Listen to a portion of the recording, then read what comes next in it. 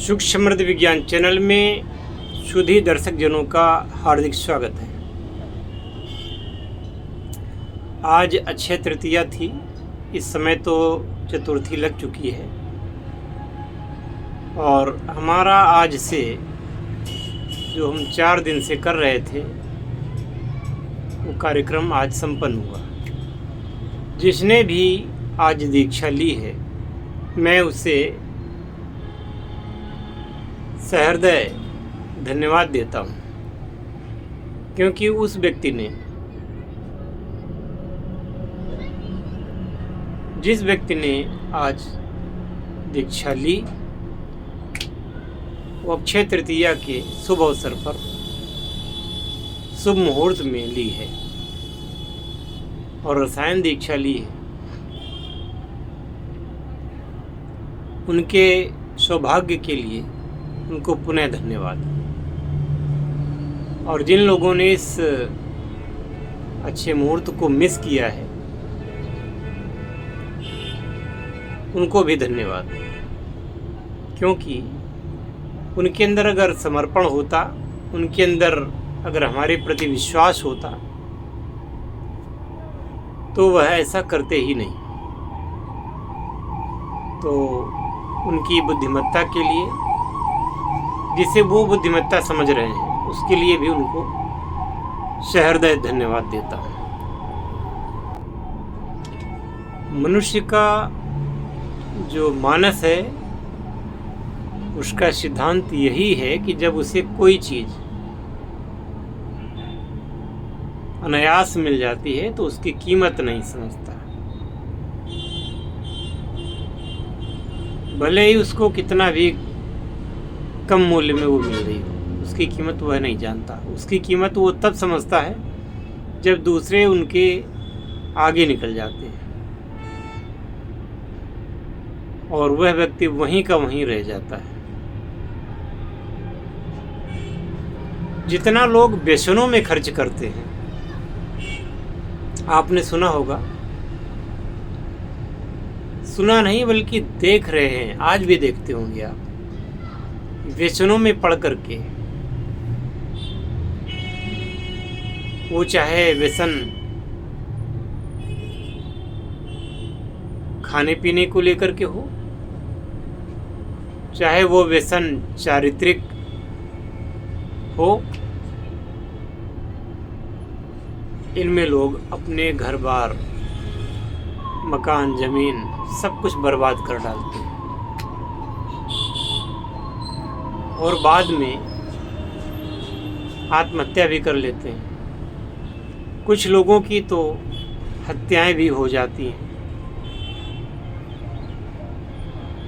लेकिन लोगों को जब समय रहते समझाया जाता है तो वह लोग नहीं समझ पाते।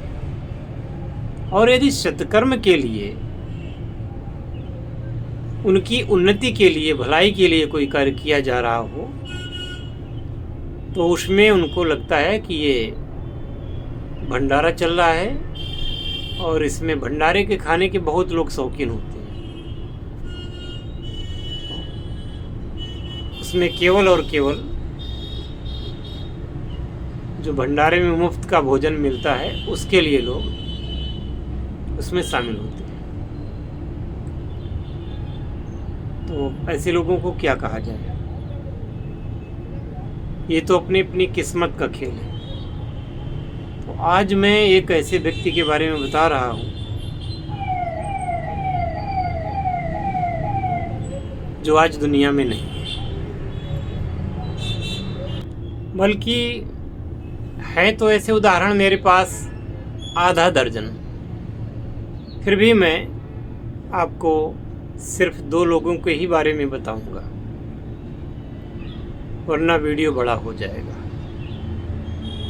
एक व्यक्ति लगभग जिनकी उम्र 50 साल की थी, तो वो एक दुकान में रोज सवेरे आ जाया करते थे सूर्योदय के पहले। यानी कि जैसे ही धुंधलका उठता था,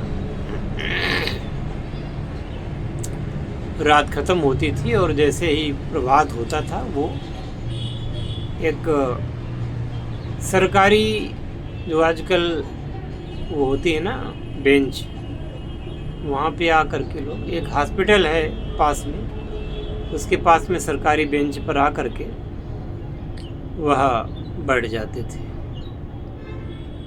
और भी कई लोग आते थे और सुबह से ही उनका शराब पीना शुरू हो जाता था। हमारे ही यहाँ के थे। तो एक सज्जन उनसे कहते हैं कि भैया आप सवेरे से आ जाते हैं और आप सवेरे से ही पीना शुरू कर देते हैं। तो बड़े गर्व के साथ उन्होंने उत्तर दिया, मतलब बोले भाई मैं ठाकुर हूँ और ऐसा वैसा ठाकुर नहीं हूँ, करोड़ों की संपत्ति है, न पत्नी है न बच्चे हैं, शादी हुई नहीं, तो इस करोड़ों की संपत्ति को हम क्या करेंगे?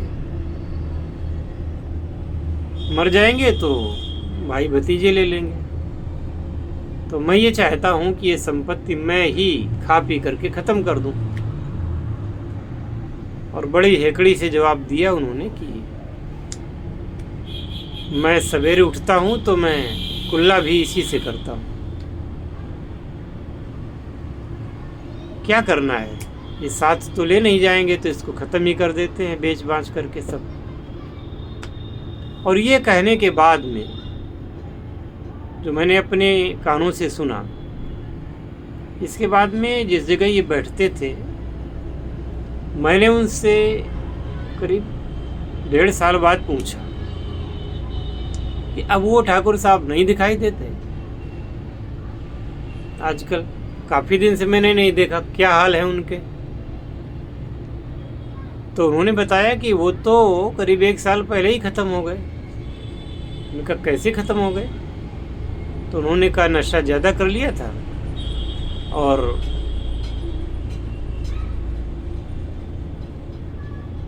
करीब 1.5 किलोमीटर दूर सुनसान स्थान पर जा कर के वो नशे के कारण वहाँ गिर गए, उठे नहीं। रात हो गई तो माघ पूस का जाड़ा होता है जो कि सबसे ज़्यादा होता है, कपड़े वो ज़्यादा पहने नहीं थे, तो ठिठुर करके मर गए। सुबह उनकी लाश मिली।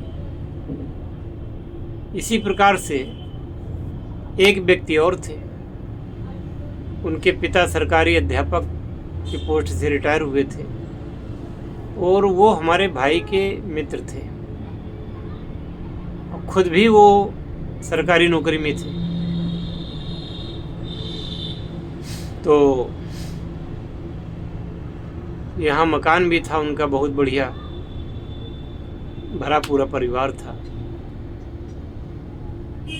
उनसे मैंने कहा कि वो भी भैया कहते थे मुझे, मैंने कहा कि बेटा तुम बहुत थोड़ा कम किया करो ये। उसने कहा भैया कुछ नहीं होता। बोले ये तो हमारी ज़िंदगी है और देख रहे हो मैं 10 साल से पी रहा हूँ और आज तक कुछ नहीं हुआ, कोई बात नहीं। इसके बाद पता ये चला कि उनको लीवर उनका और ये किडनी दोनों चली गई हैं। लखनऊ तक इलाज हुआ जाकर के, सभी डॉक्टरों ने मना कर दिया कि अब इनका इलाज मत कराइए, घर ले जाइए। और उम्र मात्र उनकी 25 से 30 वर्ष के बीच में थी।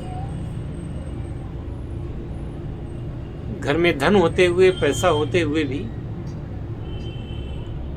अब जब डॉक्टरों ने मना कर दिया कि इलाज हो ही नहीं सकता, घर में आए, 2 महीने जीवित रहे। अंत में हंसते खेलते परिवार को छोड़ करके चले गए।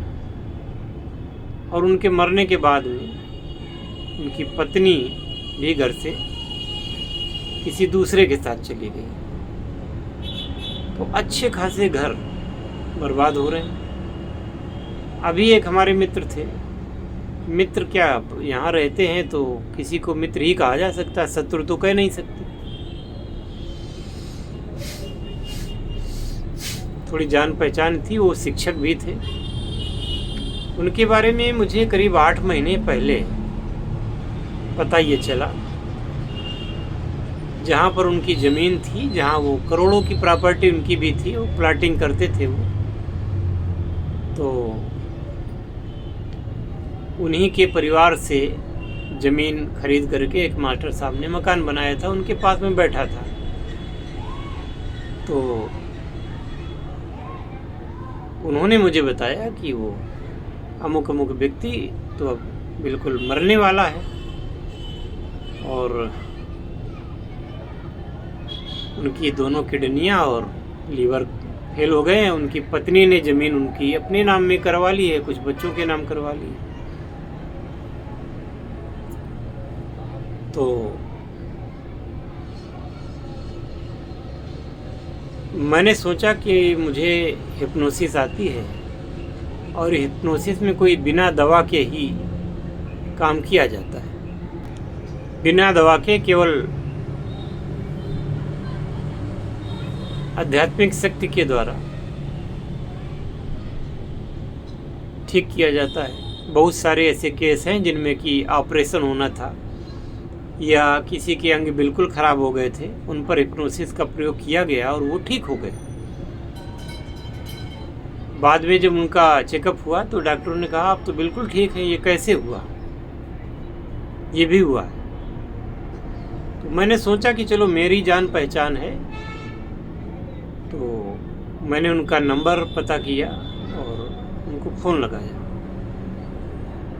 हमने कहा कि मैंने आपके बारे में ये सुना है, क्या ये बात सत्य है? तो उन्होंने बोले कि लोग तो ऐसा कहते रहते हैं और भैया ये बात बिल्कुल गलत है। कौन कहता है? मुझे उसका नाम बताओ, कौन ऐसी अफवाह फैला रहा है? तो मैंने नाम तो नहीं बताया और मेरी इच्छा ये थी कि मैं उससे कहूँ कि चलो तुम मुझसे हिप्नोसिस करवा लो, ठीक हो जाओगे। लेकिन जब उसने इस प्रकार की बात की तो बोला मैं तो आपसे मिलने आऊँगा, देख लेना मैं कैसा हूँ, मुझे कुछ हुआ ही नहीं है। हमने कहा पता ये चला है कि आपको डॉक्टरों ने मना कर दिया है। बोला ऐसा हो ही नहीं सकता, आप मुझे मिलना देखिएगा, मुझे कुछ है ही नहीं। कोई बात नहीं। इसके बाद 1-2 बार उनके दर्शन हुए, बातचीत भी हुई,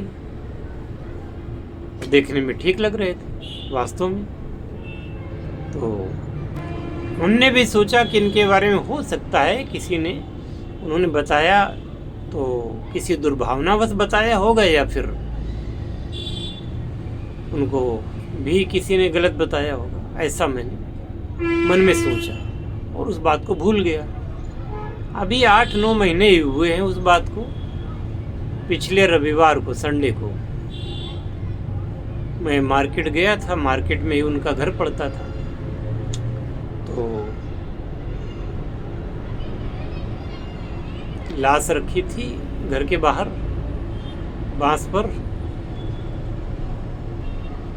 और काफ़ी लोग जमा थे। तो मुझे कुछ शक हुआ। हमने 2 लोगों से पूछा भी कि भाई ये कौन ख़त्म हो गया, क्या हो गया?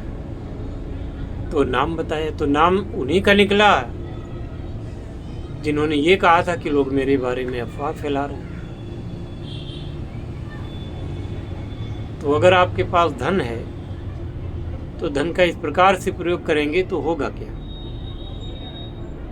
किसी को आपकी नहीं पड़ी हुई है, सरकार को उससे राजस्व मिलता है, जिससे सरकारी अधिकारियों कि को उससे वेतन मिलता है। तो सरकारें भी डरती हैं शराबबंदी करने में कि अगर हम शराबबंदी कर देंगे तो ये व्यवस्था कैसे चलेगी। अब आपको अपने बारे में सोचना है, वेश्यांतर न हो। इसलिए मैं पुनः अपनी बात पे आता हूँ कि लोग जाने कितने लोग तो आशिकी में मारे गए, जान से मार दिए गए, हर साल मारे जाते हैं, फिर भी लोग समझ नहीं पाते, फिर भी लोग नहीं समझना चाहते, पैसा भी खर्च कर डालते हैं और अंत में उनकी जान भी चली जाती है। कई जगह तो प्रेमिकाएं ही प्रेमियों की हत्या करवाती हैं, तो कहीं प्रेमी प्रेमिका की हत्या करवा देता है, कहीं पे पत्नियां अपने पतियों की हत्या करवा रही हैं दूसरों के चक्कर में। ये सब घटनाएं आप लोग टीवी पर, वीडियो पर, सब जगह देखते होंगे, अखबारों में देखते होंगे, सुनते होंगे, लेकिन कभी समझते नहीं, कभी ये नहीं सोचते कि इससे सीख मिले कि ऐसा लोगों के साथ हुआ है तो हम ऐसा न करें। और जहाँ पर कुछ आपका जीवन संवरना होगा, वहाँ पे आपकी खुद की बुद्धि आपकी शत्रु बन जाती है। वही पैसा व्यसनों में खर्च करने में जरा भी संकोच नहीं होता। वही पैसा अगर किसी शिक्षा के लिए खर्च करना हो, किसी अच्छे काम के लिए खर्च करना हो, तो मन में ये विकार आता है कि, और सबसे पहला जवाब क्या होता है, मेरे पास पैसा नहीं है। क्यों? उसका कारण ही यही, पैसा इसीलिए नहीं है कि हमको ज़्यादा इंटरेस्ट ही नहीं है, और अगर कोई फ्री में कोई सिखा दे तो मैं सीख लूँगा, वरना मेरे पास पैसा नहीं है। तो ऐसे लोगों को क्या किया जा सकता है? लोगों की इंटेंशन ये होती है। एक घटना मैं आपको बताता हूँ। मेरे पास एक बड़ी गाड़ी है, 4 व्हीलर है, भारवाहक, जिसमें मैं अभी तक करीब 8.5 लाख रुपए दे चुका हूँ। अभी 3 लाख बाकी है। मैं उसको बेचना चाहता था, वो खड़ी रहती है, क्योंकि कोई जिसको भी ड्राइवर रखते हैं वो सब चोर निकल जाते हैं। तो मैंने उसको खड़ी करवा ली, और 2.5 साल से खड़ी हुई है वो। EMI में दे ही रहा हूँ उसको। तो एक व्यक्ति आया मेरे पास, हम आपकी गाड़ी लेना चाहते हैं। कहा ठीक है। पास के ही गांव का यादव था एक। मैंने उसको सब कागज वगैरह दिखाए और मैंने कहा भाई ऐसा ऐसा है, अगर कुछ घाटा खा के भी हमारी गाड़ी बिक जाए तो हम बेचने को तैयार हैं। तो उसने देखा सारा कि कब खरीदी गई थी, कितनी EMI है, कैसा क्या है, सब कुछ। इसके बाद वो चला गया।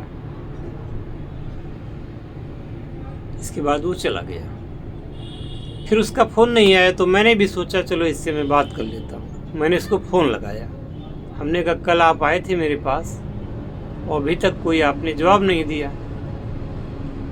तो उसने कहा नहीं, आपकी गाड़ी तो महंगी है और उसका मेंटेनेंस भी काफ़ी महंगा है, इसलिए मैं गाड़ी लेना तो चाहता हूँ, लेकिन मैंने कहा दिक्कत क्या है, लेने चाहते हो तो कैसे लोगे, कितना दोगे? उसने कहा कि हमको ऐसे ही गाड़ी दे दो। हमने कहा मतलब इसका? बोले पैसा नहीं देंगे आपको, आप गाड़ी हमें दे दो।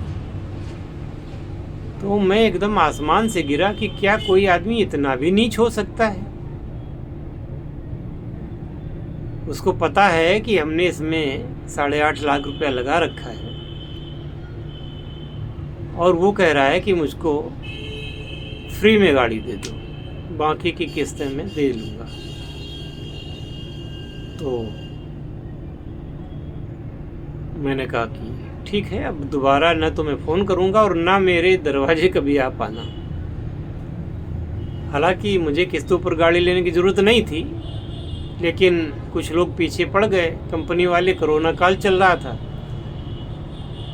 तो हमने कहा ठीक है चलो ले लेते हैं, कुछ ठीक ही रहेगा, कुछ काम करेगी। और मैं उसको अभी तक रखे हुए हूँ। तो लोगों का क्या, लोग ऐसे ही होते हैं।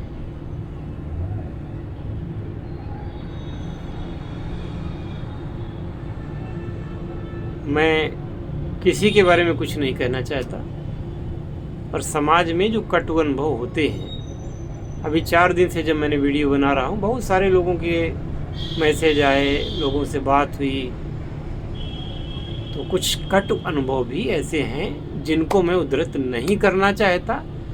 इन दूसरी बातों से मैंने कंपेयर करके आपको बता दिया कि मनुष्य का जो ये सोचने का तरीका होता है वो बड़ा ही अजीब स्तर का होता है।